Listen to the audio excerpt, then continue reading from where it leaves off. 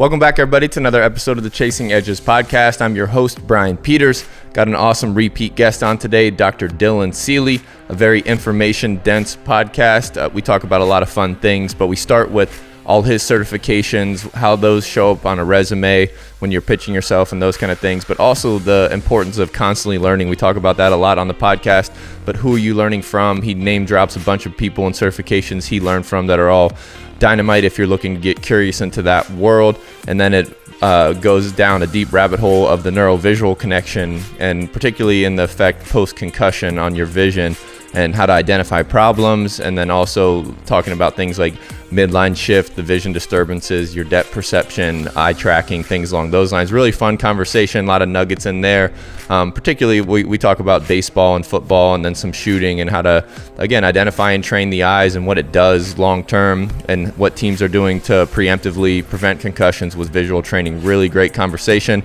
And then that moves into my favorite part of the conversation, which is energy systems, how to approach the energy systems, how to train them, how to manipulate them for your clients, anything like that. It's a fun conversation, a little different than how I've learned it from certifications and like the CSCS book and things like that, and you'll hear that show up. But treating all the energy systems like dimmers and how to turn them on and off, and how to train athletes that are doing too much or not doing enough. And then we get into a little nuance of how important aerobic capacity is and what cardio can do for your optimal performance. And that's a great conversation as well. We touch quickly on mental toughness, and then we dive deep into the wearables, the stress they cause, and what you can actually use them for, even some innovative wearables as well. So hopefully you get a lot out of the podcast. It is very information dense, so hopefully you enjoy, and hopefully you get some value out of it, and enjoy.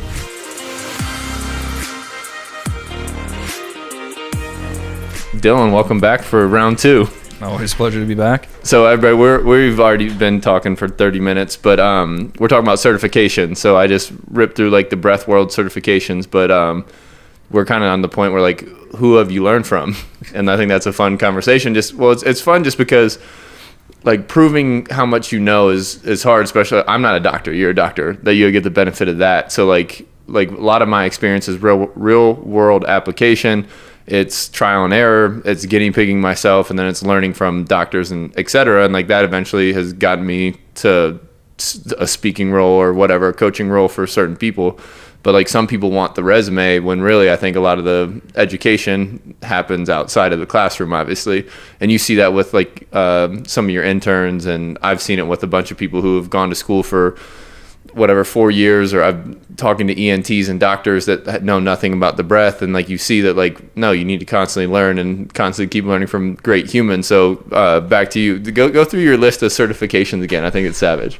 Oh my gosh. So we'll just kind of take you through the background of who I learned from, and then we'll pick up on the certs from there. So on my first, introduction into the industry, which was through strength conditioning, because that's all I cared about at the time, I came up under Justin Kavanaugh. I think I mentioned this in the last one. Yeah, but so like Cav's resume now, Cav's working with Olympic sprint coaches, Logan Ryan, a bunch of NFL guys on and off. So he had, when I first started working for him, he had worked with like Eric Hosmer, Justin Gatlin, I want to say a couple of like USA softball. He's like put multiple people into the league. He's done some like jiu-jitsu wrestling stuff at the time, and he was super high level, had all these people.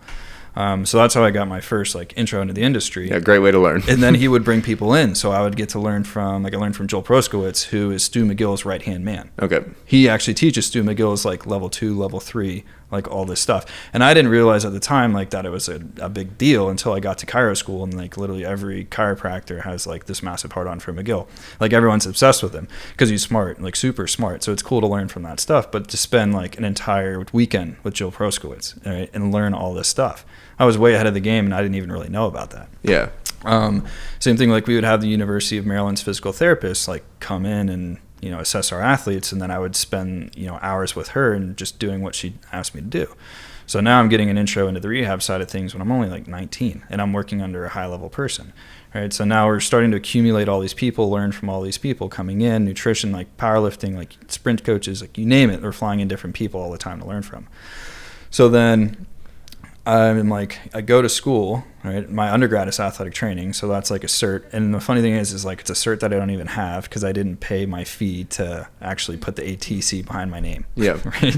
So technicality, yeah. Yeah. So I go to chiro school, right? I spend like $1,000 for another cert to put behind my name, pretty much. But like my certs are like Altus. Like I've done Altus like sprint coach. I've done Gary Ward's like lower chain biomechanics. Yep. I've done a mentorship under the head like physiotherapist for England Rugby, Dave O'Sullivan. I've done like Matt Wenning's advanced like powerlifting stuff. I've done Joel Jamison's like conditioning stuff. I've done like individual tutelage. Like I've done some like phone calls and tutelage under Evan Pycon, who's an absolute like madman, like scientist, like out the yin yang. What's his world? I don't know him. Genius when it comes to like wearables, like biotech, and conditioning and strength conditioning in general. Like he is like the guru for like CrossFit and all this other stuff, and like training people, and just he takes energy systems and like the original paradigm and then flips it on its head. Like that's who I've learned. How so? That's who I've learned all my stuff. Because I want to talk energy systems with you. Yeah. So that's who I've learned all my stuff from going through some of his stuff, having calls with him, and it's like. It just opened up my eyes. So now I'm like going through and reading some of the textbooks that he's like talked about. And this information's been out there for like decades, right? And it's not in like an exercise science textbook. It's in like biochem, or it's in this, or it's in that. And then it like takes so long to come into like the sports industry, right? So I guess we can jump into like the exercise science thing if you want. Yeah, or easy. Just rip out more certs. I don't know. How many more certs you got under the belt? That's the thing, dude. I'm blanking because I've got so many. Blood flow restriction training. I've done like some stretching ones. Did you get certified for dry needling in chiro school? No, so outside of that's another one, dude. I completely forget that's a cert too that people put behind their name. Dry needling. I don't know, man. Like, I'm sure, like, if I go back and I've got, like, a closet full of, like, papers, it's like, congrats on this achievement. And I'm like, I can't even remember half of them anymore. No, but and it's a good thing you can't, because, like, that's, in the past, you've absorbed the knowledge, kept what's useful, and kept it pushing. Yeah. And I'm always looking to take, like, some more stuff. I've been looking into some, like, that's another one. I just went through Carrick's like neurovisual therapy for like concussions. So like I've been diving into like the concussion realm a lot deeper, mostly because I've had so many concussions myself. But diving into like just the vision stuff in general, like that's super cool. I read a book on like vision one day because I was like, oh, this looks like an interesting thing in the bookstore. Grabbed it, started sitting down reading it. I'm like, oh, I got to buy this thing. This is pretty sweet. I think it's called See to Play. And I was going through this stuff and I'm looking through and it's talking about all the vision disturbances and I'm like, oh, I've got like half of these. You're saying like reference to like bumping into walls and like that kind of thing. Yeah. Like midline shift, like just like little eye stuff, like not accommodating, like all these things. And I'm like, oh, like this isn't normal. And so, and that's a repercussion from concussions. Yeah. Like, so essentially like my vision had like started to change because of all the concussions I had started to pick up, and I didn't even realize it. It wasn't really bad until we were shooting one day. Quick break for a shout out to our partner, The Breath Belt. You can find them at The Breath Belt on Instagram or thebreathbelt.com online, and there you can purchase a breath belt. It's a diaphragmatic trainer, great for turning on and activating the psoas, the abs, the QL, the low back, all the above. It's a great breathing tool to learn how to cue yourself into becoming a 360 breather, which is one of the hardest things, but that's how you want to create and generate both respiratory strength and the ability to align and stabilize the spine. It's a great tool to use while you're driving, in preparation for workouts, all the above. It's endorsed by some of the biggest dogs in the industry, the RPR system, Sorenex, Rogue Fitness, Kabuki Strength. It's a tool that you can use at any time. I love it. I use it with my athletes, but they've given us this awesome code, EDGES20, EDGES, all caps 20, and you can get 20% off the product, which is massive. So hopefully you check them out, thebreathbelt.com, THEBREATHBELT.com. Check them out, plug in the code, and enjoy. And I remember it was like Nate, and then the girls were all shooting like on your targets, and then I had my little like shitty target off to the side, bro. And I was putting that thing like hundreds of yards back, like into the woods because I'm completely missing it so bad. I'm like, what the hell? And then I'm like shooting like one eye closed, like trying to line it up. I still can't do it. I'm like, dude, I know I don't suck this much. Like I've played sports. I know like how to read the situation, but it was so frustrating. And then I went and got my eyes checked by this like sports vision guy. And he was like, yeah, dude, your eyes suck. And I was like, what do you mean? He's like, oh, you're not even picking up what's going on. Like your lenses aren't changing. Like you're not accommodating. Your one eye's going all, like not even converging in. Like that's the thing where they bring like the pen to you if you had a concussion, where they bring the pen into your eyes, and then like your eyes are supposed to like come in and track it. And like my one eye was just like, dude, doing its own thing. Yeah, like I look like the guy from like Mr. Deeds. Yeah, it was one eye just like looking off in the distance. Like that's pretty much what was going on. Well, it's interesting because like obviously you're in the field and you understand like health and anatomy and physiology and that kind of thing. The fact that like you didn't pick it up, like I know that like the guys that get concussions in football and then obviously like the military now, like what don't they pick up in that realm? So like when you got that cert and like obviously you're just down at Cincinnati learning that stuff from their AT down there too. What have you picked up as far as like remedying that or like warning signs and that kind of thing? It's pretty cool because like I guess I've kind of like every athlete has like tells, like they know what's going on. Like for instance, I had this baseball player and he wasn't even coming in for a concussion. He had an Achilles issue, right? And we were just, he's mentioned that he played football. He was a tailback, and I was like, how many times have you been hitting your head? And he was like, well, plenty. I was like, how many concussions? Enough, He's like 2. And I was like, interesting. So I was like, well, just for shits and gigs, check your eyes real quick, right? He was like, my head's fine. I don't have anything going on. All right, cool. So like doing some of the eye stuff, and I'm looking at his eyes, and like his one eye, like his right eye is not tracking in.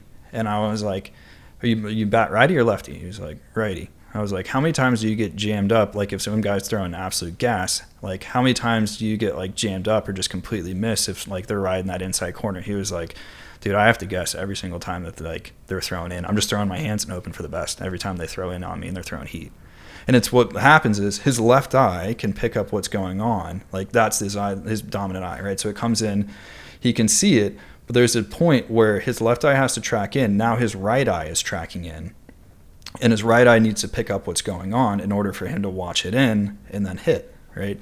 So what was happening is like his right eye was not coming in to track that ball, now like switching field of vision, and he would lose it. Okay, right? A little dead spot, yeah. Or what would happen is like it's called suppression, where one eye like pretty much like shuts off, for lack of a better term, right?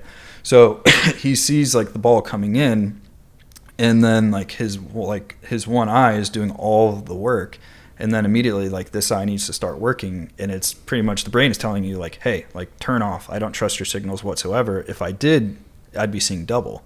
So that's what's happening with him. In order to not see double, it's just shutting off this eye. But the moment that ball gets in tight on him, done for, right? Interesting. So that's where we've been doing some vision stuff, like with him, just tracking in a little bit more and like making sure I can see coming across. So it's kind of like the brain mapping concept where you can rewire the eye. Yeah. So it's really just like strengthening of the muscles, and then you can go into like fusion, which is essentially like they take 2 images that are split apart and you focus enough to where now they become one. Okay. Now that's both eyes working together. Same thing with like depth perception. I give like parallax and stereopsis. So essentially, like my depth perception, like again, I need both eyes to work, and they both need to be able to like not suppress, because I can't just have one eye and not the other. So Dr. Clark is who like I went to learn from for this course, like absolute genius down at University of Cincinnati. His thing was like they've had all these concussions like in their program when he was like coming in, right? I think he's actually has a research paper out on this. He's got like plenty of research papers. It's super cool. But they were getting, I think, around like 11 to 13 concussions per season. They adopted this like vision training program that he does, and now I think they're averaging maybe like 1 to 2 a year. It's crazy.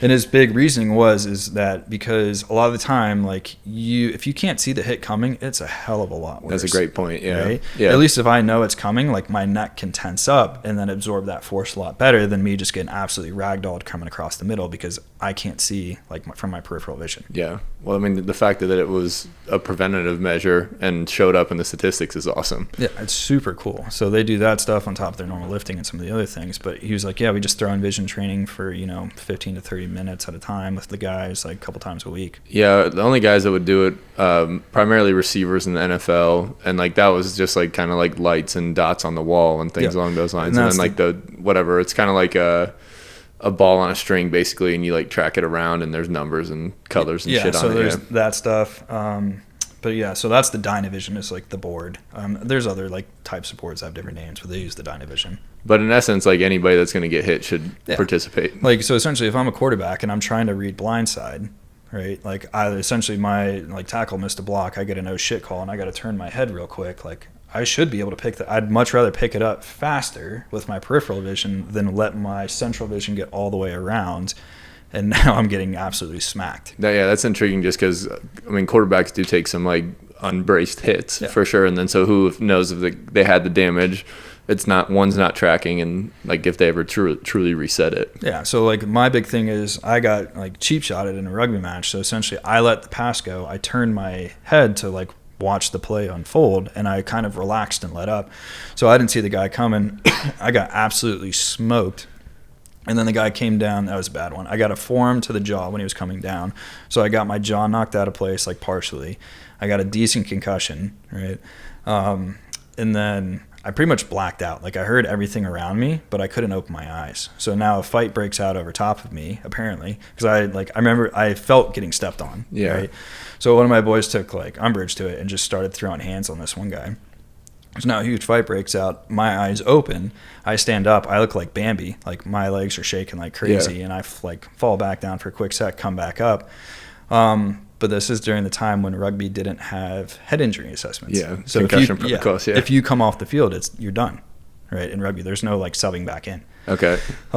So like I took a couple seconds, like shook my head free, like tried to get going, and then like I got my feet under me, and I'm like, all right, I'm good. And I played on for like finished out the rest of the game, like the last 30 minutes of the game. Yeah.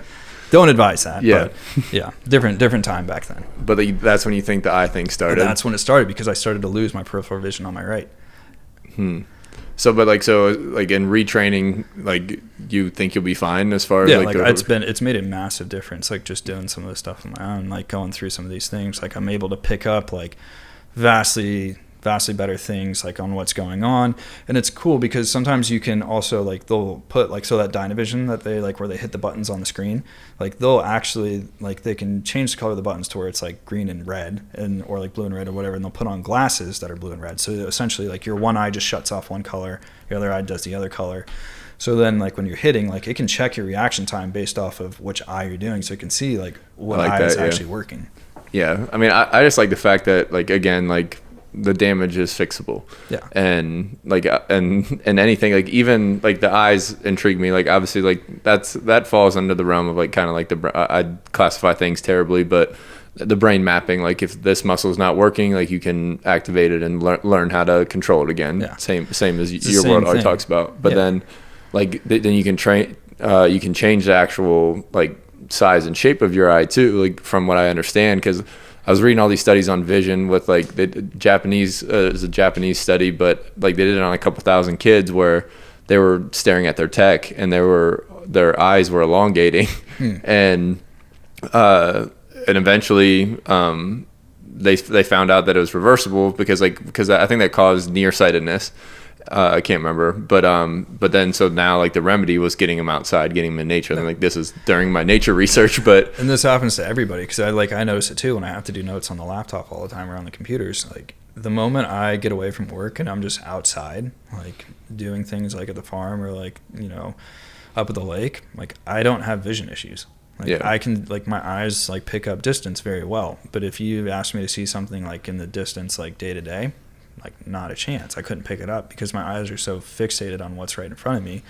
And that's when you get like you can essentially have like depth perception of like switching back and forth between like distance. They actually do these things, so we call them like heart charts, where essentially it's just letters on a chart and you have one like right in front of you that you're reading, and then they have one off in the distance, and you essentially have to go from here to here, from here to here, like, and just back and forth of like popping your eyes up, reading one line, back in there, reading the other. And that's something you can train. So you don't just get stuck like this and staring at your phone in front of you or your laptop and then your eyes just go to shit. So you can actually do that to train it back. Yeah, I had my mom do that with me one time actually, because I was doing some vision stuff while I was home. And I was going through this, and then we're both working on it, and she's like, "Yeah, I can't do this shit."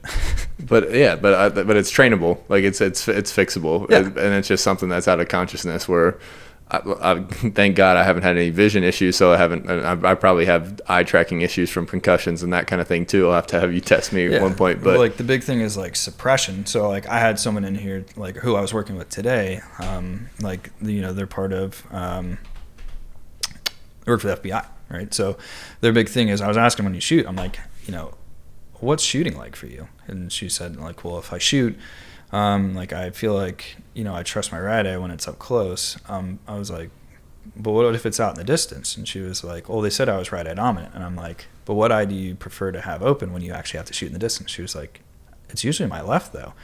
And I was like, yeah, because you actually suppress depending on what's going on in the eye. So like up close, you only trust your right eye. In the distance, you only trust your left eye, right? So what happens is I was like, you're always going to miss to the side because you're not integrating both eyes at the same time because you're going to shoot eyes open if it's directly in front of you, right? If it's close enough for like combat. So you're going to have both eyes open like when you shoot. So what happens is if my one eye suppresses, well, now my field of vision has shifted over a little bit because I'm only trusting my one eye.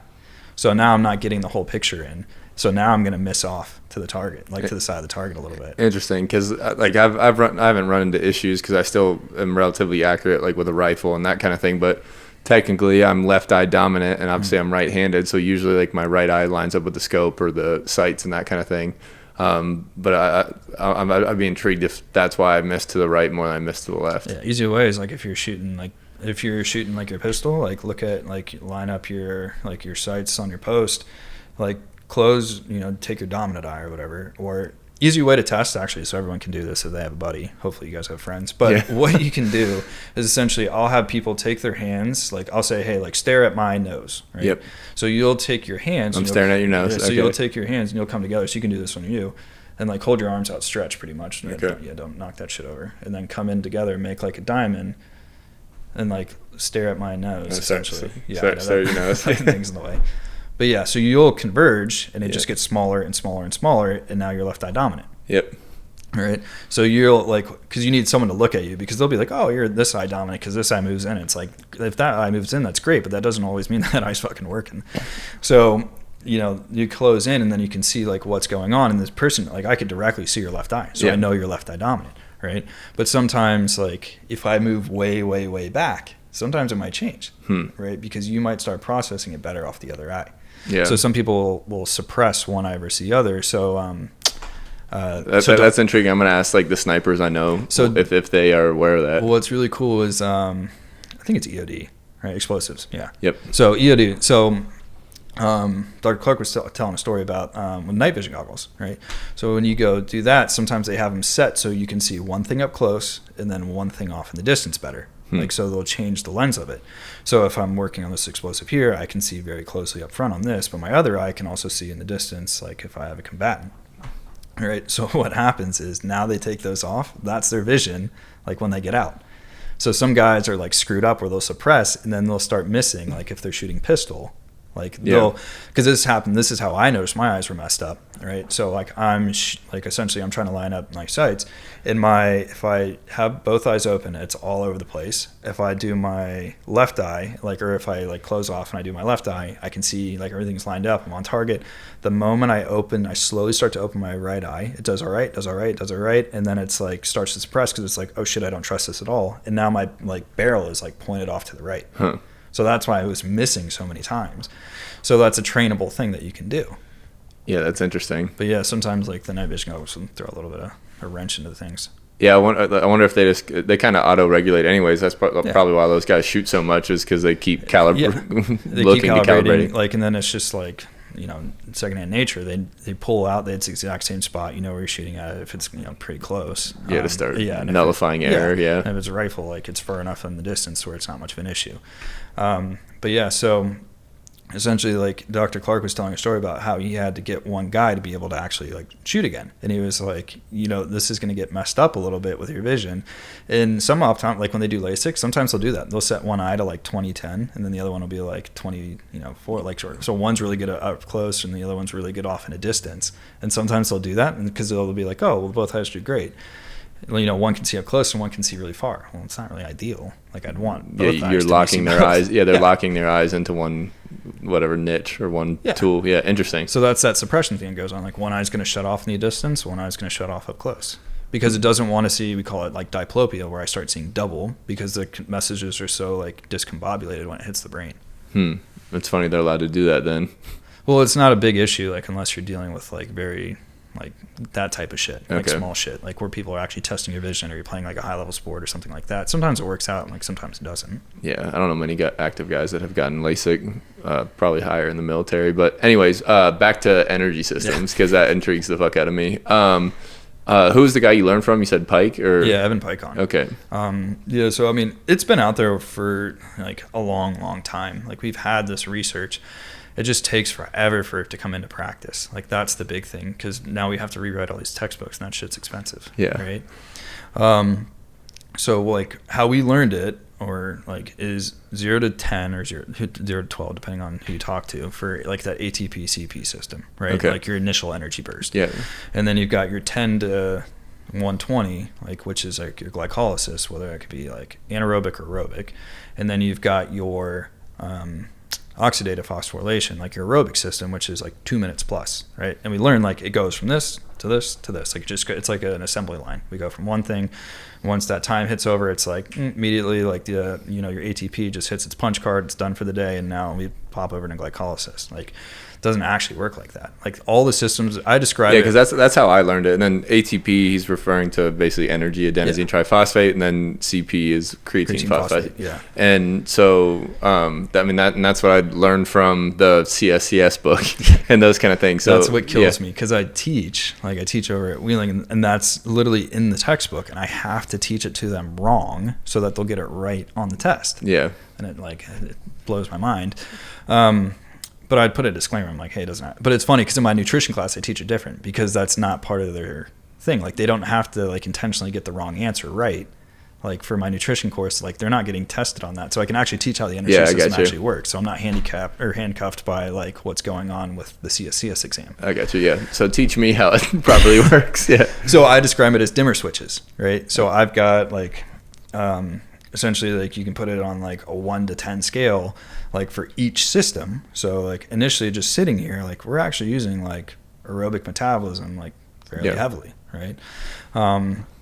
So we're not doing a whole lot. We're just kind of sitting around shooting the shit. See that intrigues me too, because like I end up teaching like energy conservation and those kind of things, and like people don't understand like how many, we'll call them calories, or how much energy like thought and conversation, or like I always use the example that chess players like in a tournament day they'll burn like 6,000 to 7,000 calories just from like thought, and like part of the fuel system for the prefrontal cortex is creatine phosphate and then obviously glycogen, but that intrigues me, so I want to see how that shows up. So you essentially just bounce around all these energy systems, because if you think about it, if I just stayed in ATP CP the whole day, like that'd be absolutely exhausting, and I would burn through a whole bunch, like, and I don't need to, right? So because I'm not doing anything where I need immediate energy like this, where I can use like a slower system to just like, I'm slow cooking it essentially, like I'm barbecuing right now, right?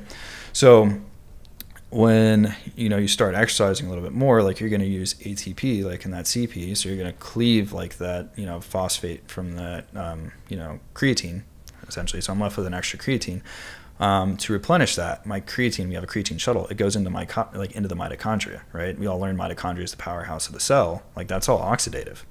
So easiest way to find out, like, you can tell on rate limiters for some guys, where like anyone who's ever worked out with someone who's like very, very strong, but not very like cardiovascularly fit, right? Like say you do time sets. So you put like a minute to 2 minutes, or if you're a power lifter, it's like 10 minutes. So you can eat your Sour Patch Kids in between your sets, right? So what they'll do is, you'll say you'll hit like a 10 rep. So we hit 10 reps, and I say, okay, we're going to wait for a minute. We're going to do another 10 reps.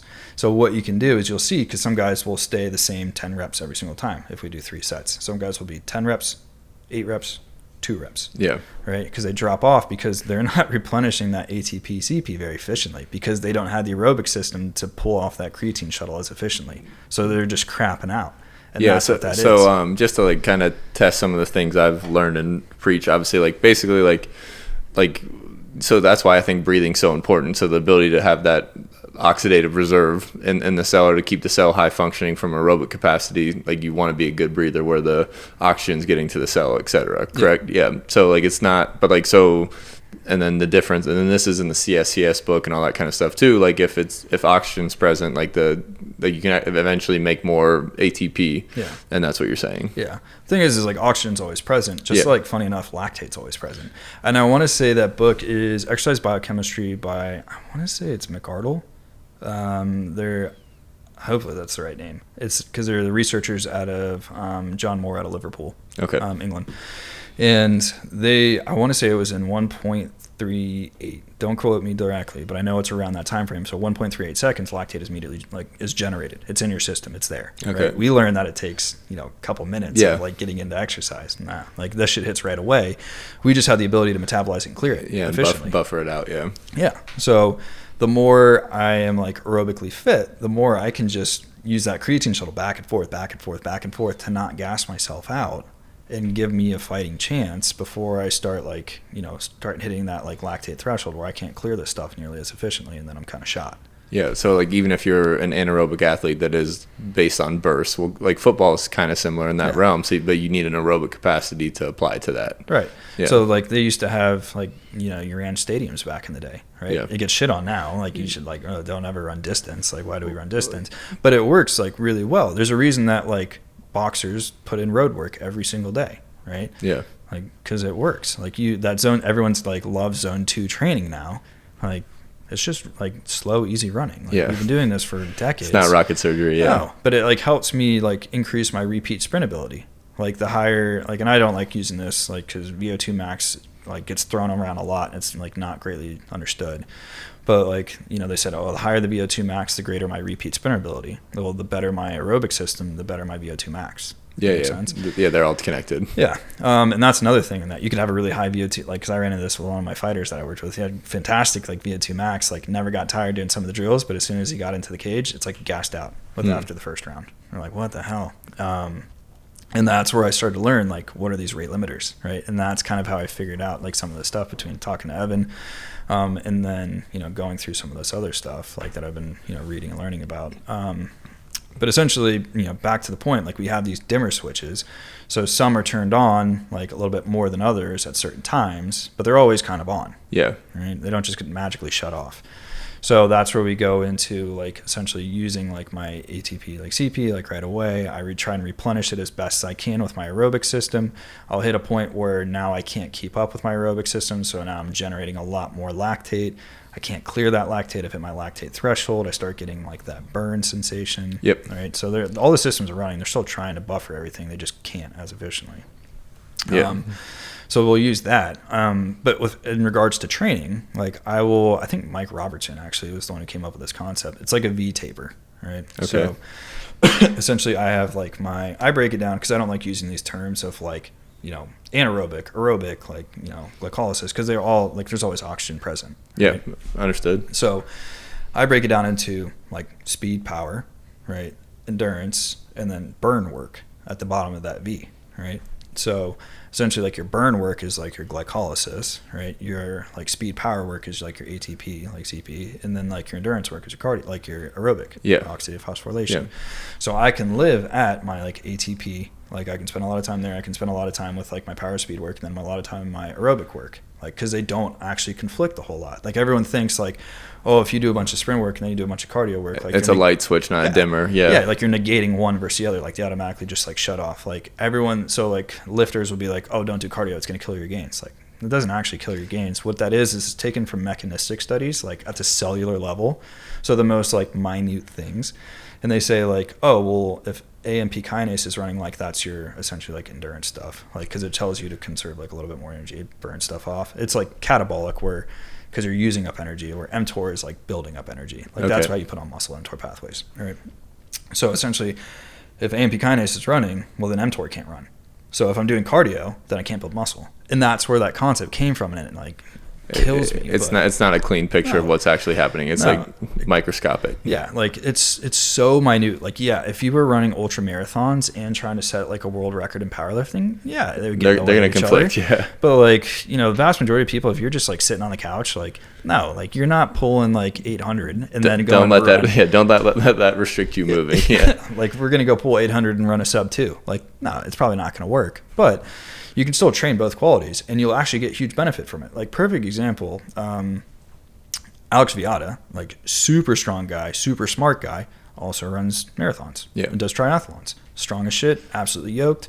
If he can do it, like why can't everybody do it? So it's the same concept. Like when you get into like rugby players, like rugby runs all the time. Their cardio is phenomenal, but they also are pretty big like they're big boys, right?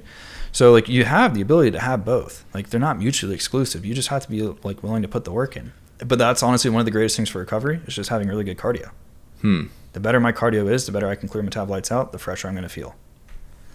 I like that. Yeah. So it's like it's often slept on thing, right? Well, it's just like in football, like there's not a lot of time spent on cardio. No. Like some of the big boys do it, like weight management, but like really it's because like even when I was training and we did some higher volume stuff in the off season with some different training groups and those kind of things. But like as a team, I cannot remember running farther than 100 yards. Yeah.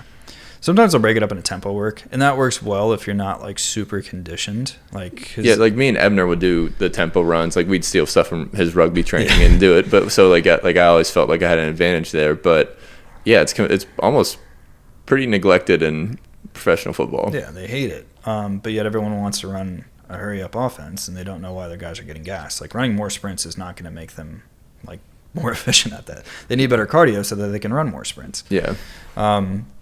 But so that's where I get into like that like V shape where I've got like my speed power work and my cardio over here. Like I can do a bunch of speed power work in one day and then I can do a bunch of cardio the next, because they're like you're not going to get super beat up doing like cardio work, long slow distance training, like your zone 2 training. Like the heart rate's low enough, it's easy to recover from. You're just putting in some distance. I don't need you to go run a marathon. Like go run for 20 to 30 minutes at this set heart rate, and then you're like good to go, right? So I might do that with my guys, like calculate out, okay, we're going to be between this heart rate and this heart rate.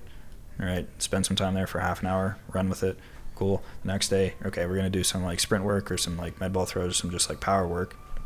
All right, perfect.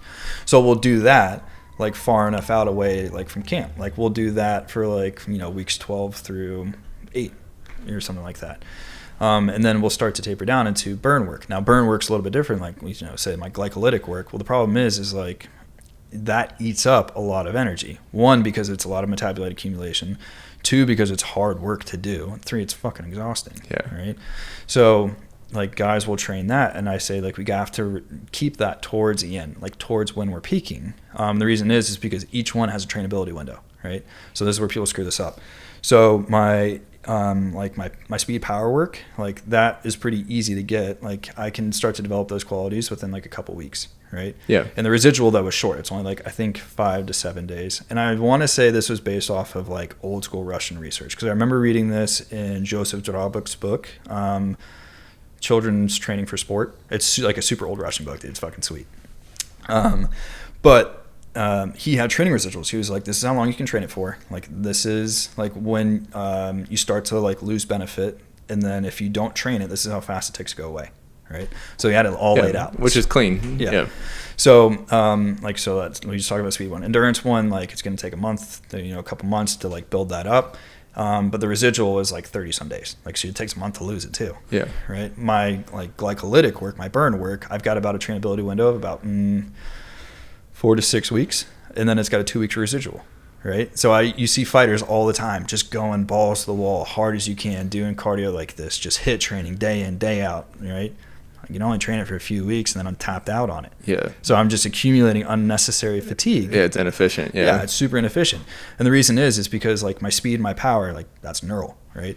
My cardio, like that's just like. What was the leave time on the speed? Like 5 to 7 days. That's what I thought. I've heard as short as 3 days. Yeah, I mean, there's been like mixed things. I've said anywhere from like 3 to 7. I just usually say around like 5 to 7. Yeah. But like with my cardio, like that's just like, cardiac remodeling, like left ventricular hypertrophy, like, eccentric hypertrophy, like all this stuff, like more efficient stroke volume, like all these other things, like capillarization, like peripherally, all these things, like that takes time to build up.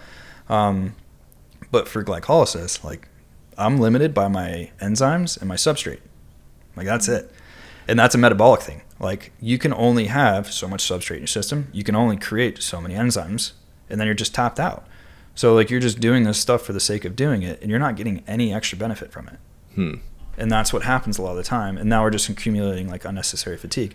So this is where you'll see fighters still do this stuff. Like kind of law of diminishing returns. Yeah. And that's 6 weeks is where it so like peaks. 4 to 6 weeks. I mean, that's a long time to do it. It beats people up. But I mean, that's CrossFit. Yeah.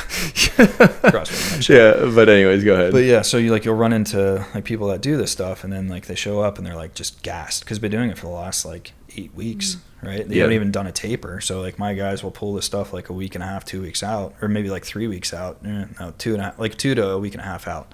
And then like the last week, they're not doing any cardio. Like we just do isometrics like before their fight. Like I just had a guy leave for Muay Thai Nationals. Like today was a breeze. We literally just did 20 minutes worth of isometric exercise. Not 20 minutes. He was in there for 20 minutes, but we just did isometric exercises in different phases, like of positions and stuff that he would be in. And then just did some breath work and he got out of the gym. That was it. Like it's super simple. Like I don't need to do any extra cardio because what difference is it going to make? What type of breath work did you do with him?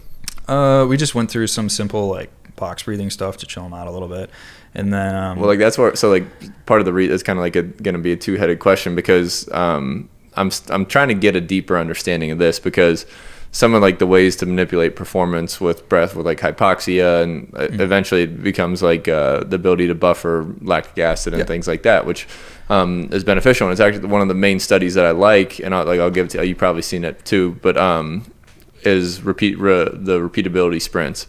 And so they have them do these sprints on exhale holds.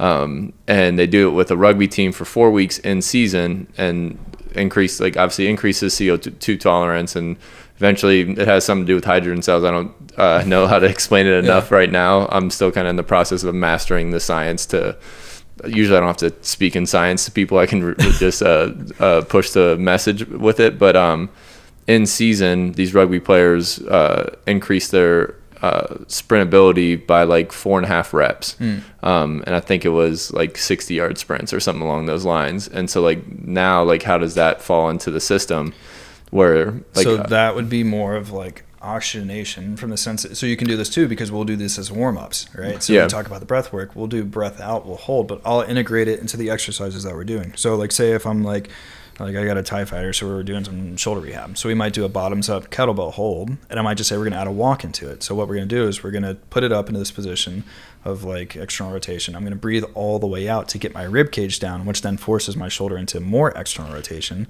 So now I'm getting even more benefit, right? I'm getting my rib cage down. Now we got a breath hold, so now I got to get used to not having oxygen, and I got to not stress out about it. Yeah.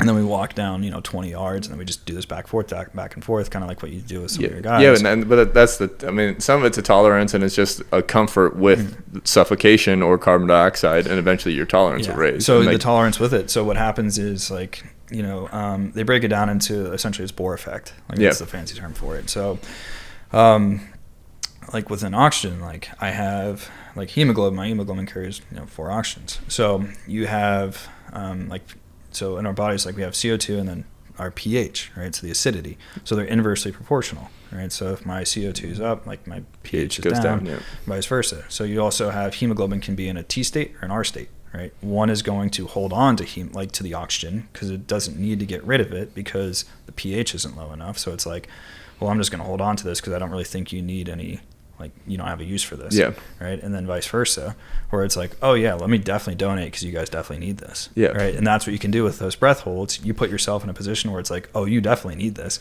So now you train your body to become far more efficient at offloading oxygen, right? So you honestly don't even have, I tell people that all the time. I'm like, let's get your cardio better with not doing any cardio. Yeah. And that's the coolest part about the breath work is you see, like, again, like I know you polarized the VO2 max a little bit, but like just adding breath work into our NHL guys training, they all PR'd in their VO2 max. There you go. And like, it's not, and you're not wear and tear in your body and like not claiming that that's the only thing, but they didn't change anything in their routines from up to 8 years previously. And they were able to PR at over 30 years old.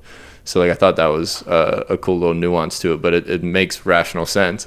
And then like because most people because even to that Bohr effect, like people over breathing and hyperventilating all day long leads to like that's where you get the vasoconstriction and people end up short circuiting their systems. And then like especially like because we have all shapes and sizes in football, same as like rugby has a little bit of everybody too. But when they start to progress into like optimal performance states or competition states, and they don't breathe right all day, they end up being absolutely fucked to start. And so that's, we always like solve the sleep first, and then we solve their breathing during the day. But like, it's really to maximize the Bohr effect, or at least the initial introduction to their tolerance. And kind of go back to the VO2 stuff. So VO2 is a good proxy for things, but it doesn't always like play out like that. Like it's a good say like, hey, my VO2 is good. Well, he's probably like aerobically fit. Yeah. But to go back into that energy system thing, like I had a fighter who was like phenomenal, like, you know, zone 2 trainer guy, right? His heart rate and like resting would be at like 48. We would try to do cardio. I'd try to max him out on an Airdyne or something out, balls to the wall. His legs would give out before his lungs would, and his heart rate would only get up to like 110, no matter how hard we went. I'm like, what the hell? So for him, you know, what I did, like, is we just kind of went back, because he was the one that was gassing out in like some of the fights. And like, I'm like, his cardio is like phenomenal. He doesn't get tired doing any of this shit. Like, even like when he's doing bag work or he's grappling, like he doesn't get tired. But like, why is he getting tired in the cage? So one, a little bit of anxiety, like, so he's naturally just like constricting everything. But I want to say, so when muscles start to constrict, like they also kind of like constrict around the vein, like, so you're not getting backflow back, right? So like same thing with like arterial stuff, like you're not getting as much blood flow in either. So you're just like accumulating like metabolite product, right? Because you're not getting that blood return to clear all this shit out. That's just staying there. Yeah. Right. And I think that occurs around like, I want to say 30 to 35% of a maximal voluntary contraction. All right. I might be a little bit off on the number, but I know it's pretty around there. I'm going to get fact checked at the end of this fucking talk. Yeah, you're good. I'm just going to get emails and IG DMs for days about this shit. But so what happens is my guy was over constricting, right? So he couldn't get shit out because he didn't know how to relax. Right? So I was like, like, son of a bitch, we've been doing all this training, like all this bag work, like all this like road work and all this like grappling and doing these like long duration things, and like he's been fine, but the moment he gets in the cage, it's like switches. I'm like, what the hell? So it's kind of like the inverse of what I coach. Like, you got to solve some of the performance first sometimes too. Yeah. So what we figured out though is I just changed this conditioning method. So what we did is we would have him, like, so I would pre-fatigue him a little bit and do an Airdyne, right? And this, like, so this is further out. Like, so as my guys get closer, I make it more, quote unquote, sport specific. Like, I'm going to have them like spar or do like heavy bag work or some grappling work, because I want it to mimic kind of what they do. Yeah, game state. Yeah. So essentially, like, you have your, you know, your physiological, like technical, tactical, psychological, right? Yep. I want my technical and tactical to be so good to where even if my physiological stuff sucks, I can still get away with, you know, being so smart that I don't gas myself out. Like, if you've ever rolled with a black belt, if you're a white belt, like, or a blue belt, a white belt, for some people, for sure. Like, you get absolutely worked, and they're not expending any energy because they know what to do. They stay calm, like, they don't freak out, right? So the technical and tactical aspects. So that's why we do it closer, like, towards the fight, to where they have those technical and tactical aspects down. They're not freaking out. So I said, let's take hold, you know, we'll take hold of the physical, like, physiological stuff far enough out so we can actually work the system. Yep. So what we would do is I would have him essentially, like, we would hop on an Airdyne. We would go balls out, arms only, right? Because he liked to punch. So we would go balls out, arms only for 10 seconds. And then he would hop off and he would shadow box for a minute. And then we go back, arms only, like shadow box, you know, for a minute, come back. And we would just do this off and on, off and on, off and on for like 20 some minutes, right? He's gassed, but now we're getting that heart rate to fluctuate a little bit. He's learning to relax, want to conserve energy. Like, he's also working some technical aspects of the shadow boxing. Like, so he kind of understands how this stuff should play out a little bit. And that's when he had his fight with Bellator. And then, like, got complimented on, you know, the announcers were even like, you know, his battery's through the roof, his energy's on full, like, he's not getting tired. Yeah. Like, I mean, he lost and he fought a really good fighter. I want to say the dude, I think the guy he fought, I think is still undefeated in Bellator right now. Like, solid guy. But yeah, like, was not getting fatigued. Like, he was like, yeah, even when I talked to him, like, when he came back home from the fight, he was like, yeah, I didn't, you know, feel super tired. Like, guy was a decent fighter. And that's what you want. Like, that's success for you. Yeah. So it was like just troubleshooting that by understanding like what my rate limiter was. Like, for him, it was not so much the cardiorespiratory system, right? Not so much like the local glycolytic system, like, or localized muscular endurance, like handling metabolites. It was the fact that he could get the oxygen into the lungs, right? But he couldn't get that oxygen, like hemoglobin, to diffuse across to the muscle. Yeah. It can go from hemoglobin to myoglobin because he was constricting too hard, right? It makes sense. Have you done anything with like the lactate testing? I haven't gone, mostly because I'm just cheap and I don't buy shit. Yeah. Now, if I had money, it'd be sweet. And honestly, if I had money, I would probably buy a Moxie. So it's near infrared spectroscopy, right? So what it is essentially it's just a laser. You strap it on someone's thigh, or they actually make shorts where it's embedded now. Interesting. Because it's mostly non-cyclists, because it's really easy to pick it up. And what they'll do is they'll pedal or even like sprint. And what you'll see, like we actually have research on this from like decades ago too. It's kind of cool.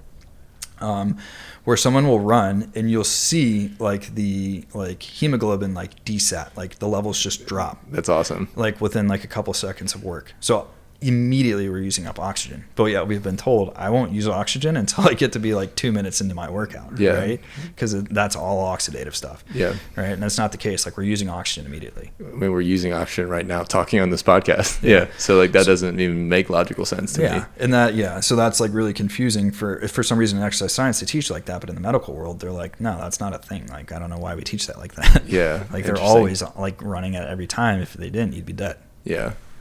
No, that's interesting that you can do it locally. Cause it's super cool because you can look at oxygen, you can look at like hemoglobin, myoglobin, like, and you can even like run a lactate, not from the device, but you can lactate test off it to kind of see where we're at, how much we're creating, like, what's my rate? Yeah, just your scenario sounded something kind of like that. When I had Ken Kanakin on here, obviously he started to talk about like finding those lactate thresholds and made logical sense to me too. But like, I actually like that better just because it's in the oxygen world. Yeah, it's just like a field proxy, like kind of seeing where you're at. So like, that bench press like analogy, like that's my cardiorespiratory system. I just need more cardio work. I need more zone 2 to work. My other one is like if I've got a great VO2 max, but I'm still gassing out, like when I do stuff, well, now I'm over constricting. All right.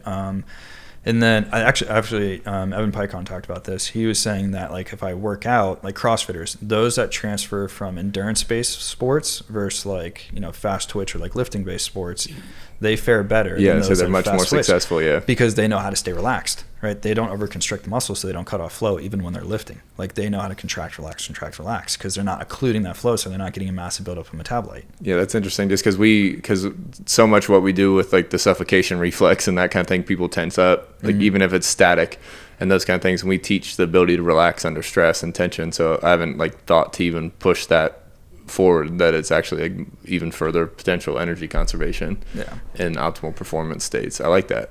So that's where you can use your stress inoculation and some of the other things to now combine the two. Like you can put it in a tactical scenario, but you put them through stress first, so that'd be a cold bath or whatever, or breath hold. Yeah. And then they go through that, you work that for a little bit and you go boom right into my technical stuff. So it could be like running a play on offense or like making a read for defense or doing whatever, but you've just thrown yourself into that stress situation and now you flip it over and to go, okay, immediately technical. So like when I was doing strength conditioning for like some of the Palmer rugby stuff, like for like cardio wise, I would throw them into like, we would do a little bit of like cardio conditioning work first, and then it was like boom, we would flip over into like some technical work like immediately after, or we would combine the two and do like a small sided game. I was like, I always want to have some bit of technical aspect or tactical aspect, because people call it like, oh, we're going to do like mental toughness training, we're just going to run until we drop. Well, mental toughness isn't an actual like quality, it's a combination of qualities like task orientedness and then resiliency. Like, can I stay focused on my singular task? And then how resilient am I like against it, against all odds? Am I willing to keep persevering no matter how shitty it gets, right? So I've, created resilience. I can keep persevering, but I'm not working the task orientedness. Yeah. Right. So now I relate it back to the sport, and, you can do some cardio and some other stuff beforehand to pre-fatigue or do some other stuff. And it's like, boom, now we get thrown into the scenario, you could do it through sounds, through lights, whatever, to kind of, throw more stimuli to fuck with your head. And now I got to execute. No, I like that, because football tries to do some of that stuff, but like I like the ability to translate back and forth, just because like again like in my world, the ability to control your state or relax once your heart rate's up or any of those things. But like football, like we'll blare the music at practice, and like that's really the only stressor. That's like, what it was for high school for us. They would just put on the music super loud, and it was like, all right, like guys are just dancing around enjoying it, but it's like it's not really a distractor. And like honestly, like in a football game, like I don't hear shit. No. Like I'm so focused on like who I'm trying to communicate with, or who I'm talking to on the sideline that I never even noticed like the crowd. Noise is never like truly a distract. I mean, I think for some it can be like a true distractor depending on what's going on, if you're calling out play calls or whatnot. Yeah, for sure. Like it's like offense and hurry up, or like 2 minute, like at a away game. Okay, like that's the only time. And like obviously we apply it for particular away games where the stadium's rowdy and that kind of thing. But still, I could use like my stress inoculation. I could work on my peripheral vision through the Dynavision. I could do like, you can incorporate so many different variables because they each relate back to the sport. Like, why are we limiting ourselves just to playing loud music every once in a while that the boys are vibing to at practice? Like, that's not really fooling anybody. But what I can do is like, I can just throw myself into like, boom, we just do a whole bunch of like vision stuff. Okay, boom, like go run this play. Or like I go through my stress inoculation, the breathing stuff, a cold tub, like doing whatever. I'm stressed the hell out. You throw them out of the tub. I say, okay, let's go. You've got this and this you got to do. If you're working with your tactical stuff, like you can, set up a little tactical course where they have to shoot on the go or like switch hands or do whatever. Yeah, like, I mean, like that's probably like, it seems like easy, like logically way to build resilience and execution under pressure. Cause like, again, like I just think maybe coaches are so scared of like having guys like over conditioned or not recovered now for games and that kind of thing, where like I wouldn't want my guy to get his heart rate up before a play or before a series or for like just a period of practice. So, but like seems incredibly functional. I'd be interested to see, because like kind of like that's what you have training camp for. Like you run, but like your conditioning is the football itself, and it's not built in. But like then you get guys coming from a summer who knows what they're doing. Most guys are pretty much pros, but some guys show up out of shape. So now you have the whole systems and variables conversation we had before the podcast. But no, I like that approach to the tactical and mental resilience. Because a lot of time they'll just run guys into the ground, but like that's going to accumulate far more injuries than we would if I just threw somebody in a cold tub for 3 minutes and say, all right, get out and let's go shoot or go do whatever you got to do. Like you're far more stressed, your heart rate's up, you're panicking, versus like, okay, let's run for 6 miles and then okay, now we're going to go like shoot. Like that's fine. Like you're going to need to have some of those days, but that doesn't need to be every single day, because that's their default is like, we're just going to run so you're exhausted, and now we're going to go do, you're going to run a play on offense, or you're going to have to go through like a whole like rugby scenario, or do this for basketball. And it's like, you can do that, but eventually you're going to pay that price, because that's just accumulated volume for no reason. Like you have to be sparing. Like the body is essentially like a battery, right? Body's adaptable, but eventually, like, I don't need to cause unnecessary fatigue unless I have to. Yeah, it's still an energy source. So like, there's days where I'm going to I would intentionally like have a hard conditioning session or have a hard thing, because it was planned out in enough advance. I knew it was going to be an easier week for the boys because they were playing a shittier team. Right. So you can get away with having a really hard day like that. Other days you don't need to do that stuff. Yeah, that's where I think it's catching up slowly. Like coaches are starting to adopt like obviously they do all the CNS testing and that kind of thing, but then now they have like the velocity-based training as like a metric where at least they can tell if a guy's recovered or not, but it's still like a person-to-person basis. But I think all that same as you were saying before, like it'll eventually catch up as the science changes or the books get rewritten and that kind of thing. But I think it's going. I still think it's going in the right direction in some capacities, but other realms, it's just like I've heard it being instituted now with like certain like college football programs where like their strength coaches are essentially basing like what's their workouts are going to be based upon who's the team they're playing that week. And they're planning this stuff out far enough advanced to where they're writing their cycles, and they're like, well, I know this team's not going to be very good, so I can afford to like have a tougher week of lifting or like speed work or whatever, because I know we're not going to put in as much hard work on the field. And that's super smart. Like, so you can start kind of leveraging that a little bit. I mean, it's tough to pull off, but it's tactical as fuck. But the interesting thing is, just because from my experience with the Texans, like, because we got super heavy in the trackables and the sports science department, so like, and we're filling out all the questionnaires when we come in every day and that kind of thing, and then like, so that information's supposed to yield like our practice level of intensity, and like, and we had X amount of guys doing the Omega Wave and tracking our CNS, and there's the disconnect between the sports science and the coaches, where it's like the guys aren't ready to go today, or it's like supposed to be an easy day of practice, but this is where the most fresh we've been all year, and so that now the coach tries to abuse the energy, or vice versa. They're like, no, like we have to get these many reps, like blue collar, like kids are soft these days. We're still going to practice hard. That's the tough thing. It's like we've gone from like everything needs to be purely subjective to like, you know, just I can tell by a handshake like how ready somebody is, and that, like I can. Some coaches still have that ability. Yeah. Like that was drilled into me by Cav at a young age. Like you better be able to read how someone's doing just by them walking into the door, the eye contact they make, and the shake that they give you. Like you can tell a lot about an athlete about that. I like that. So I still have that skill. But at the same time, I now have the wearables that I can use, but then we also get into a paralysis by analysis. I have too much tech and I go, I don't know what to do with all this shit. I got this number telling me this, I got this number telling me that. And then you'll get a thing where it's like a readout and it's like, oh shit, this guy's red. Well, it's a one-off reading. Like, why do I give a fuck? Yeah. Like, I'm still going to run you. Like, if we get 3 to 4 days of red in a row, a little bit different. But like, you had a shitty night's sleep, like, fucking suck it up, dude. Like, that's part of the game. Yeah, it's more of a longitudinal thing, awareness. And people are taking like snapshots in time. They're like, oh, I see this one-off reading. Oh, I got to go off this. And like, no, I need like multiple readings. And I got to have a baseline first. And I got to have all this stuff. And the tricky thing is like true HRV like needs to be taken like right upon waking up. Right? Yeah. When do you take it? When you get to the facility. Yeah. Right? After you've just driven through fucking Houston traffic. Like, it's not terrible timing. Yeah, it's not super helpful because you're already kind of stressed. Even if they tell you to chill out and lay in the room for a few minutes, like you still have had coffee at that point, most likely. Like you've had all these stressors that have been added to your system that like your HRV reading can fluctuate. Now it helps that they take it the same time every single day because at least like, yeah, you're going through all those things, but it'll be the same every day. Like you'll go through the same stressors every day, most likely by the time you get to the facility. So like Joel Jamieson does that with his like watch, where it'll like, you wake up, put it like you pretty much like strap it on as soon as you wake up first thing in the morning. You take your HRV read, and it gives you your HRV read essentially for the day. Yeah. After you answer like a few questionnaire stuff. But sometimes that can be a stressor for people, right? Because massively, yeah. Because I strap it on, like now I'm waiting, I have to lay there. I'm like, oh fuck, I don't want to fall back asleep, and that's happened to some of my guys. Like when they're supposed to come lift, because we'll train at like 7 a.m. and they'll like throw the watch on, and it's like I'm like, all right, cool, got your HRV reading, and then like they'll fall asleep, and I'll get a text at like 9 a.m. and it's like, hey, sorry, I was taking my HRV reading, I fell asleep. Like at that point, I don't give a fuck about your HRV reading. Yeah, it's no help because it's not going to influence. Most of the time, in my experience, like the wearables, like they're good for metrics and they're good for problem solving. But like after you solve the problem, like lose them because you're just adding stress.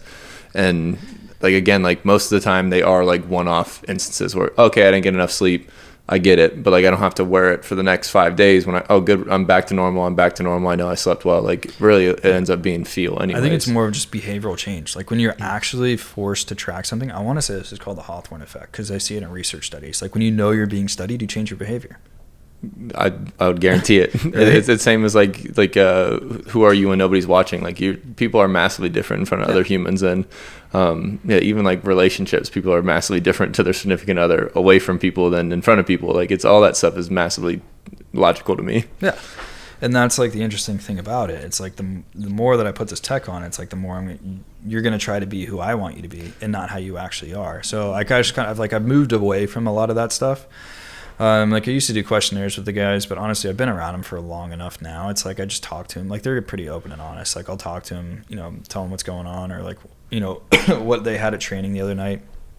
So I have a feel of what's going on. Like I could write out. I had a strength coach call me. Like he's working with lacrosse players, and he was like, I was just running through my thought process, my program, and he was like, what do you got for your program and stuff? Like, is it cool if you like send me something over so I can, look to see like how you map stuff out? And I was like, dude, I'll be honest, like I haven't written down anything in the last like year and a half. And I was like, what? So I don't really write, like, not that I don't write anything out. I have a set framework of what we're going to do. Like I've got a good memory. Everything's kind of set in my head. I'm not just like making up shit on the fly. Like it's the same thing going through every single camp. It's the same thing going through every camp, but the workout might change because I had someone come in the other day and they're like, hey, we ended up sparring last night. I didn't know we were going to spar, and I checked a bunch of leg kicks. Now I can hardly walk. Well, I guess we're not doing fucking legs today. Yeah. Right. So I got to kind of like make some shit up on the like I have to make some tweaks on that. Like we're going for the same general adaptation. I might just have to change the exercises, or I might have to do something different. I might have to get him off his feet. Switch the days of training. Whatever it ends up being, because I had this sweet lift written out 2 years ago that we would have done, and then they come in and they're like, yeah man, like my shoulder is beat to shit, we were just going crazy on the heavy bag last night. I'm like, well cool, because we were going to bench today. There's like, dude, I can hardly lift my arm. fuck, all right. Yeah, adaptability is massive in the world of sports performance, but some people can't break their system. Yeah. Like the routine owns them. Yeah. And that's the tough thing. And that's like, you can tell who's a good strength coach by who can adjust on the fly with a lot of that stuff. Like a lot of colleges now have that very good adaptability, like some of these college strength coaches or pro strength coaches, where they see what's going on and then they're like, all right, we're just going to switch up this lift. Like, we were going to have a hard day, but I'm not going to get any extra benefit because you just had a hard practice. Like, I'd rather you have spent all your energy at practice than all your energy in the weight room, right? Because I'd rather be far better at technical and tactical than at the physiological. Yeah, it's at the end of the day, like it's what happens on the field is what makes everybody money, which winner loses games to that extent. Yeah, there's no bench press in a cage. Yeah, no, you're everything else you're just scrapping for little improvements. Exactly. Yeah. Yeah, that's as people it's tough for some people to let go of the control or the structure of what they had in place. But I think it's still very relevant. What was the last thing I wanted to touch on? We kind of covered anything, but I kind of want to go Gen Pop a little bit. Okay. As far as like in your practice or just in general, like general thoughts, like I'm not going to try and prime you for it, but like obviously you see some pretty common issues, whatever it is, low back, etc. Like, is there any like, I guess what's a good way, like general advice for people as far as like to prevent them from coming to see you? From seeing me. Yeah, which is not probably your business model, but no, honestly, I told someone that the other day. I was like, they were getting better and they had a question. They were like, do I need to continue to see like you for the rest of my life? And I was like, I sure as hell hope not, because I fucking suck at my job. I was like, I want you, like, you have all these exercises I've given you. I want you to do this stuff before you ever thinking of coming to see me again. If that doesn't work, then come see me. Like, yeah. I'm going to be able to, like, hopefully, fix it back up to where we don't have this issue. But I want you to have, like, the resilience to be able to handle whatever's thrown at you because you have some of the exercises. You're able to self-manage. Now, psychologically, you're far better off. All right? Yeah. Terrible business model, though. Yeah. So what I tell people, like, the big things that I look for, low back wise, is a flexion relaxation response, right? So like we actually have hard research on this. Like when I bend down, like I should get a period of like absolute muscle silence from my erectors, right? The muscles that like lay on the sides of the spine.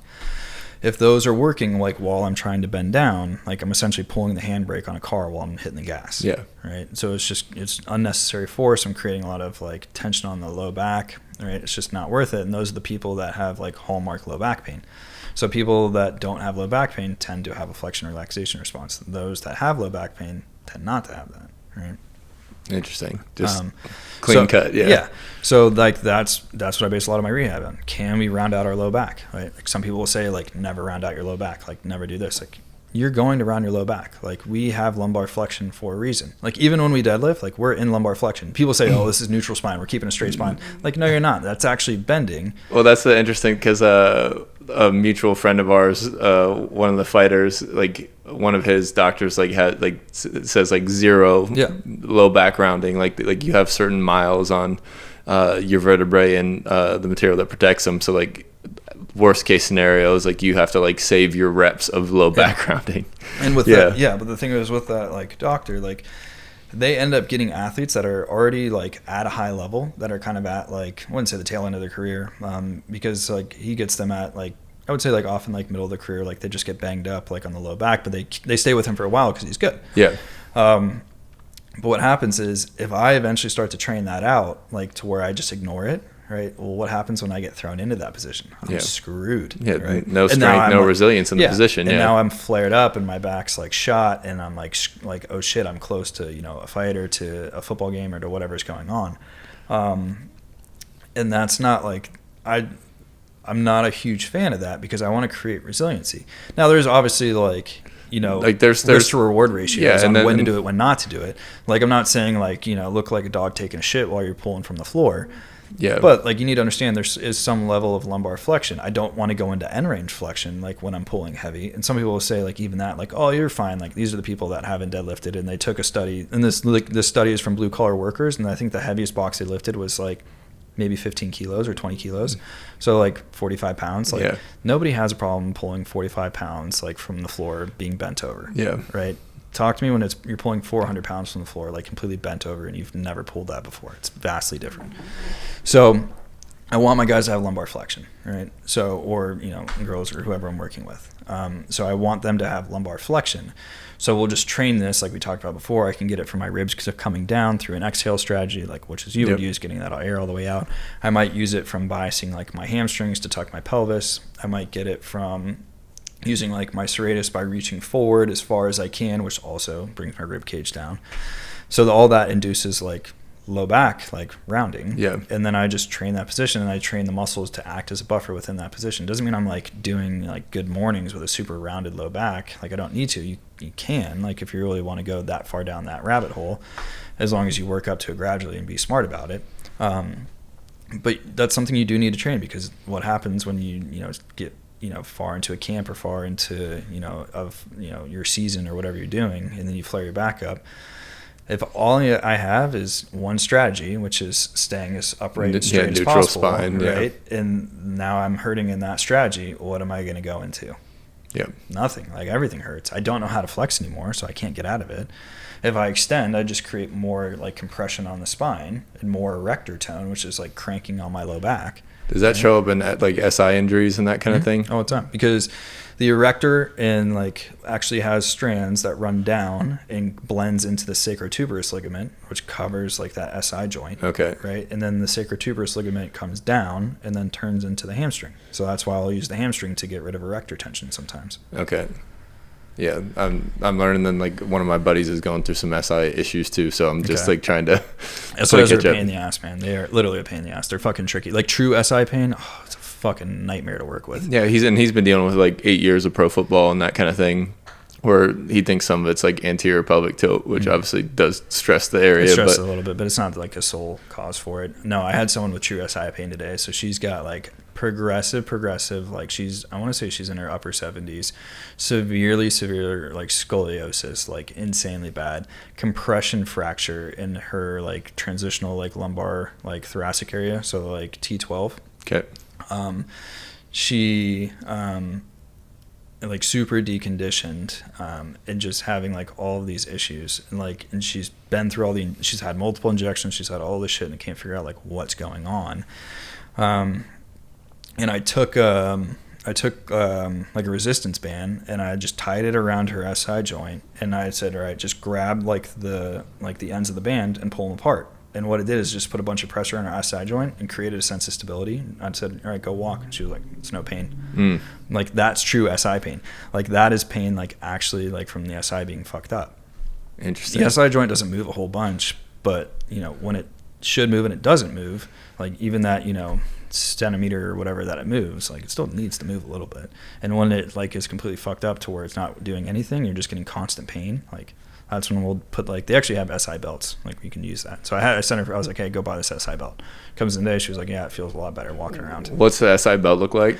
It almost looks like a lifting belt, but it's got like 2 extra straps on it on the backside, and you literally just pull that tight over you. So you wear it like underneath your pants, because it goes right around pretty much your ass crack, and then you just pull the strands extra tight around the SI joints, and then it just creates pressure on the SI joint to provide you stability. Interesting. And then will you develop strength with that on? Yeah, Okay. They've studied it. It doesn't decondition the muscles at all, because you're still having to use them to walk around, do everything else. I got you. Yeah, and that's because, as far as like the scoliosis thing and that kind of stuff, like I've seen some of like the testimonials and everything. We talked about it really quick before the podcast, is the breath belt. As far as like the function on that, like what are your thoughts? Like we talked about some of the like the ab trigger points you can do with it, and yeah, so like we'll use it. Like I've made like modified ones. Like kind of like rigging up a belt. If they want to send me a belt, fuck it, I'll take it.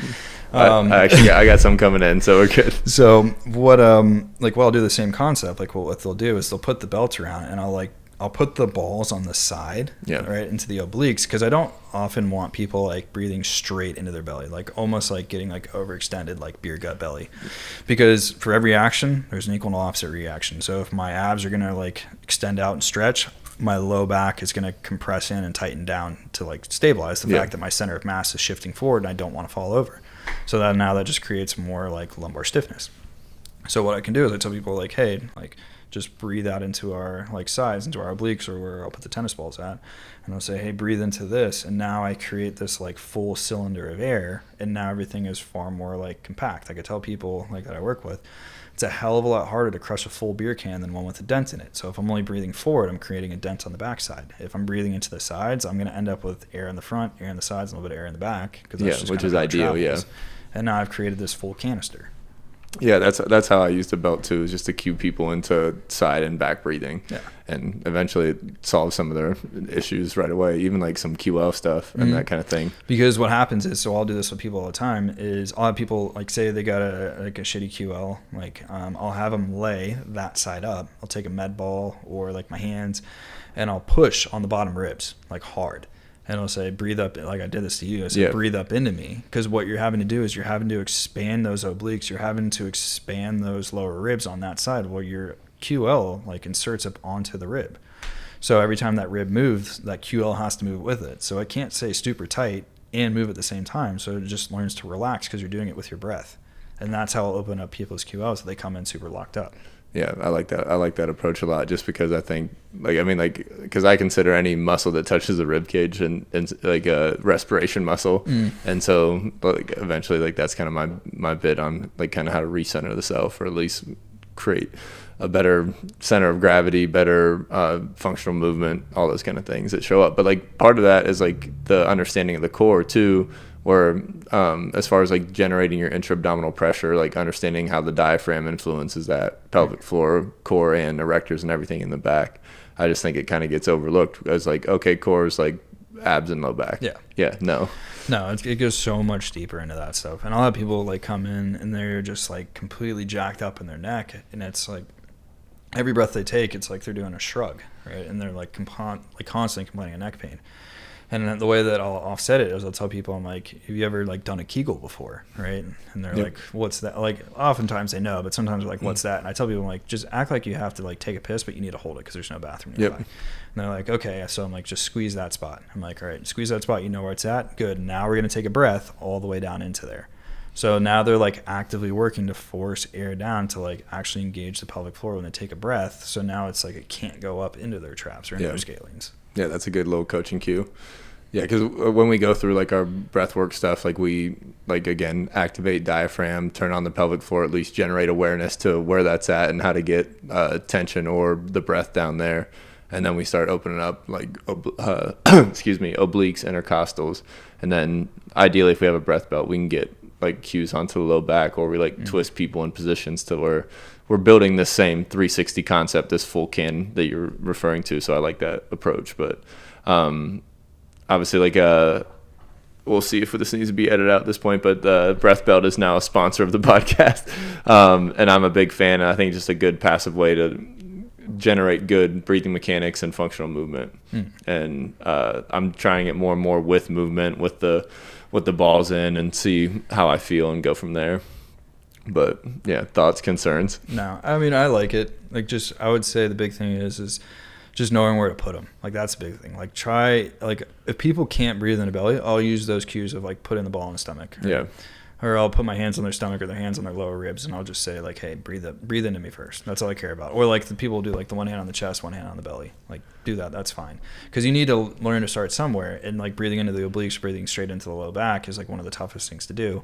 So I might just have to meet you where you're at, and I say, hey, just breathe into your belly first. And then we'll do that. So I'll put the balls in the front and just have them breathe into that. And then from there, once that becomes easy, now I transition towards the sides. Yeah, then so as far as my curiosity, as far as having, like, those trigger points in, just like to release some of the tension on the abs, like what would be the massive benefit there? Because I've heard it explained a couple different ways. You can, like, I view it more as like the exhale than the inhale, because your abs are like coming down, plus the ball is putting a little bit more pressure into it rather than just breathing out against it. But essentially, if my abs are doing a little bit, usually you'll get this with people that are bloated. So like my people with bad digestive issues, like they come in constantly bloated and their abs are constantly distended. So they're always tight because they're essentially contracting to like hold your stomach. Yeah, I got you. So those are the people that are like super fucked up, and you touch on their stomach and everything is like super tender, right? Because they're inflamed and they got a bunch of other things going on like internally. So those people, like, those are people that I will do like some, like, you know, like digging into their abs, doing some other things to get them to kind of calm down. work, like all the above, like trigger point work to get them to calm down. And then, but for like the vast majority of people, like I find like just getting, you know, the breath out, bringing the ribs down with it, like that, you know, the extra pressure just forces you down a little bit more. Okay. Yeah. Makes sense. Yeah. But So not a bad thing. Just how you use it. I mean, it's, you know, pretty much any like tool that's out there. It's a tool, and it adds some resistance to the inhale if you want to strengthen the diaphragm. And like, cool. Yeah. After that, it's just what percentage gain does that help you? Like, how much of an advantage does it become? But I think we've been ripping and rolling for a while now, dude. I appreciate your time. No problem. Thanks for coming on. Where can people find you? Work, obviously. So yep. I work Central Ohio Spine and Joint up at Westerville, like Columbus, Ohio. Instagram, like I'm active. I shit post all the time on my story. I just don't put up like actual like productive content on my. I put up like productive content on my stories, which is kind of ass backwards. Yeah, I think you have good insights on there. Yeah. So I put up good like content on my stories because I'm constantly like I have a batch of interns, so I get interns every single like almost like trimester now, pretty much quarters, because I get kids from like you know, we're in summer semester right now, so I've got 2 with me for the summer. But then I'll also have, funny enough, I've had like former patients that are coming to shadow now too, because like they're either like personal trainers, right? Yeah. So if you're a personal trainer, like come shoot the shit. I will show you all the training and rehab stuff I do and how you can apply it to what you actually do. Which is awesome. Yeah. Or like I've got a student who's like going into like neuro stuff, and I was talking with him about the neurovision things. So now he's coming to spend like the rest of his summer before he leaves for college to like learn this stuff to get a little bit of advantage. So like I've got people that come in for internships and stuff, for like just shadow for like a day here and there. I've got anyway, back to that Instagram stuff. I will post some of the stuff that we do like on my Instagram story. Educational stuff, yeah. Because it's not like it's like fancy edited and all this shit. Like it doesn't look like your Instagram. So, Shots fired, yeah. So I like, it's not pretty to put up. So it's like, it's not very aesthetic, so people aren't going to look at it. So I'll just throw it up in the story. Yeah. Like, obviously I need to start doing a better job of like putting the stuff. Well, I wouldn't sleep on, like, I think like, so honestly, I'm trying to get away from the more pristine deal. And I got some people helping with the podcast too, and that kind of stuff now, where I'm just, at the end of the day, like you just want to add value, and like you want to give back to the community or give back to the people that are looking for influence in that realm. So like, but some of the best people in the industry, just they throw up value, like, so like if it holds weight, like share it. That's the big thing, because you'll get some people from the camp of like, you need to post every day, like do this stuff, get your face out there, which is true. Yeah, like, for if sure. They don't know you. Then you got other people where it's like, you know, surroundings, like I don't give a fuck about social media, right? Yeah. Like still living in the Stone Age. So he's so good at what he does. He doesn't need to do that stuff. Yeah. And I'd rather come from that standpoint of like, I would rather like spend my time reading a book or watching a lecture than like being on Instagram cultivating this nice post. Yeah, like I'm sure like 100% it would help me with like business and like networking, doing all this other shit. But I've just got like this such a big thing where it's almost like an imposter syndrome. Like I feel like as if I will never learn it. Like I've gone, like we talked about from the certs, I've been through so much shit. I've learned from so many people. Like I've done all these mentorships and internships and, you know, been this, there, and that, learned from all these people. DNS, that's the other one I forgot to say. I studied under one of the lead DNS instructors for the North America, like for a couple of years when I was in school. Right. So there's another one in the mix.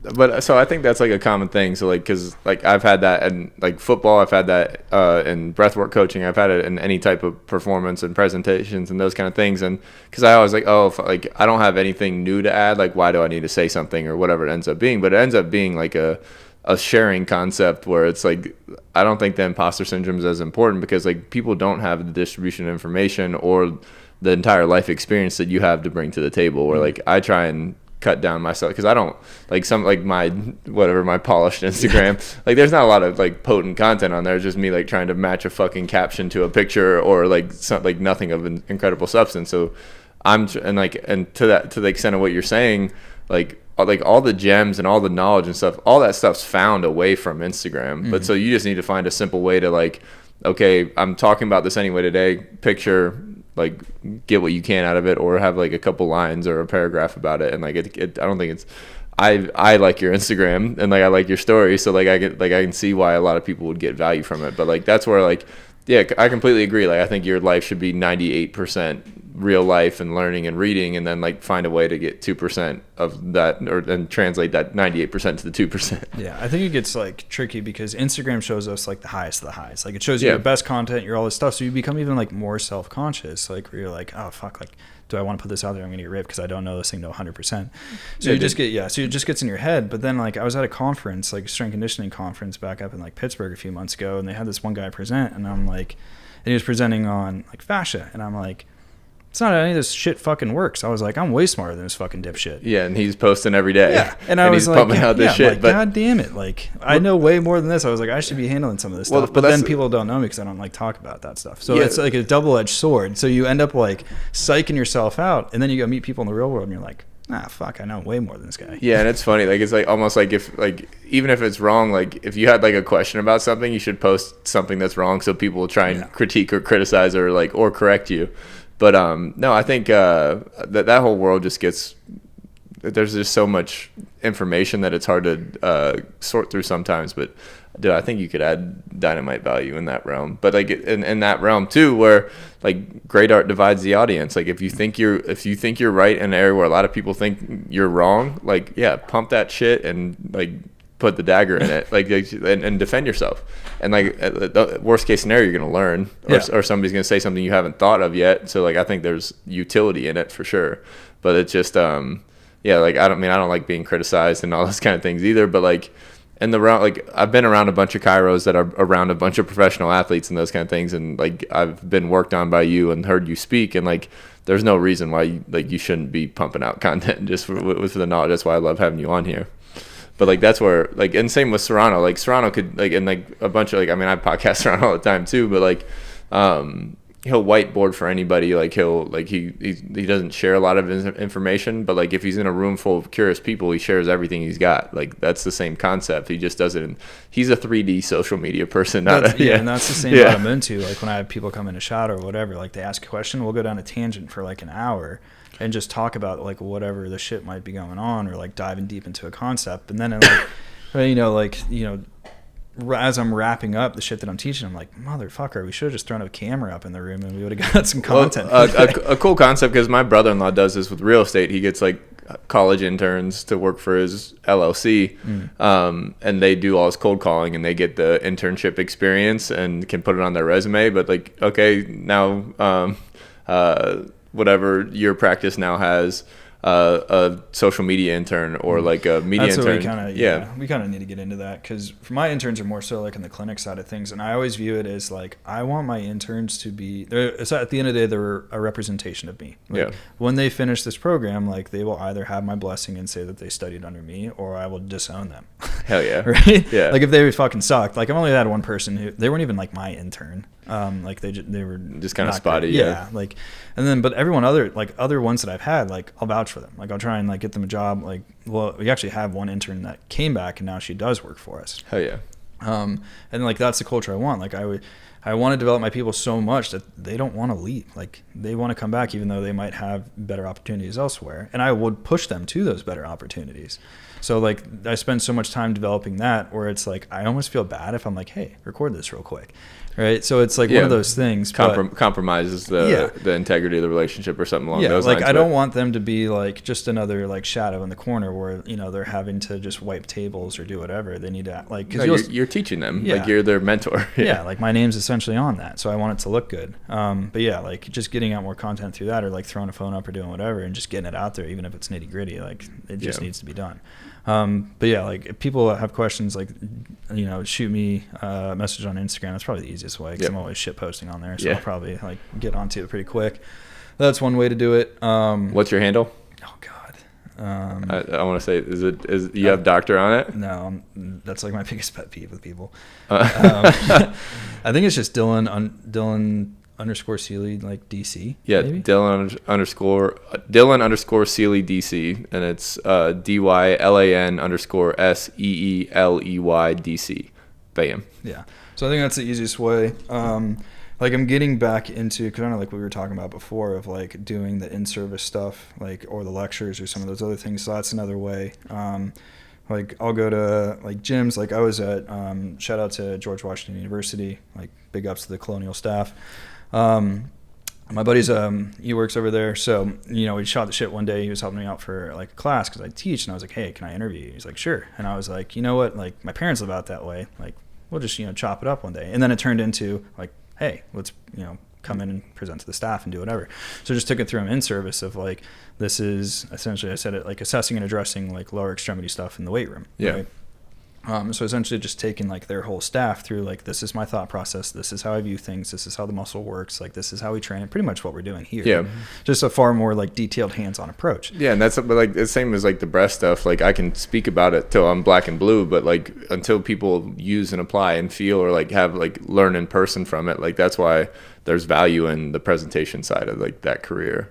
Yeah. So I would say, like that's another thing. Like, if you want that for your staff, like shoot me a message. Like I'm working on, like we were talking about earlier, I'm working on getting it accredited so, staff can get like CEUs with NSCA or. Yeah, perfect. CEU and that's whatever. A process in and of itself. Holy shit. It's back in the system. Nightmare, dude. But yeah, just getting like the education stuff, because my thing is like, I want to teach you to the point where you don't need me. Like you can do all the stuff. Yeah. Coach the coaches. Yeah. That's my thing. Like, I would rather, instead of being like consumer to consumer, like coach to coach, like I would rather, teach you the stuff so that way you can grow your following or do whatever you need to do, teach your staff. And then like I'm here if you have a question, obviously, because I taught you the stuff, but use it to your advantage. Easy. Yeah. Holler at him, but appreciate you, dude. Thank you. Not a problem.